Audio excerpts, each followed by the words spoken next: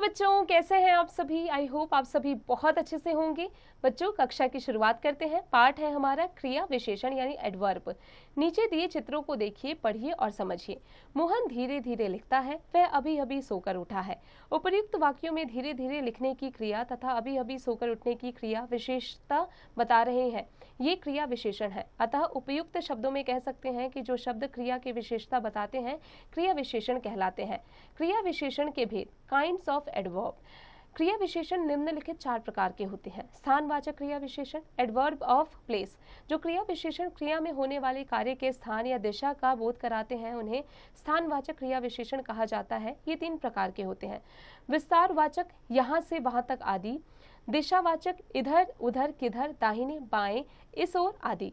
स्थितिवाचक, यहाँ वहां, ऊपर नीचे, जहां कहां, बाहर भीतर आदि।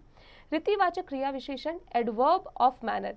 जो क्रिया विशेषण क्रिया में होने वाले कार्य की रीति, प्रकार, निश्चय, अनिश्चय, निषेध, आकस्मिक आदि का बोध कराते हैं उन्हें रीतिवाचक क्रिया विशेषण कहा जाता है। ये अनेक प्रकार के होते हैं, जैसे प्रकारवाचक, ऐसे वैसे कैसे, धीरे धीरे, अचानक, शीघ्रता से आदि। निश्चयवाचक, जरूर, अवश्य, निसंदेह, वास्तव में, बेशक आदि। अनिश्चयवाचक, शायद, कदाचित, संभवतः आदि। कारणवाचक, क्यों, के, कारण आदि। निषेधवाचक, न, नहीं, मत आदि। कालवाचक क्रिया विशेषण, एडवर्ब ऑफ टाइम। जो क्रिया विशेषण क्रिया में होने वाले कार्य के समय को बताते हैं उन्हें कालवाचक क्रिया विशेषण कहा जाता है। ये 3 प्रकार के होते हैं, जैसे वातावरण संबंधी, कई बार, बार बार, प्रतिदिन, लगातार आदि। अवधि संबंधी, दिन भर, सुबह से शाम तक आदि। समय संबंधी, आज, कल, परसों, सवेरे, प्रातःकाल, पहले, पीछे, जब, तब, कब आदि। परिमाणवाचक क्रिया विशेषण, एडवर्ब ऑफ क्वांटिटी। जिन क्रिया विशेषणों से अनिश्चित संख्या या होने वाले कार्य की मात्रा अथवा परिमाण का बोध होता है उन्हें परिमाणवाचक क्रिया विशेषण कहते हैं। इनके भी कई भेद हैं। पहला है न्यूनतावाचक यानी थोड़ा, कम, न्यून आदि। अधिकतावाचक, अधिक, अत्यंत, अति, ज्यादा, खूब आदि। पर्याप्तवाचक, पर्याप्त, काफी, बस आदि। तुलनावाचक, जितना, उतना, कितना, इतना आदि।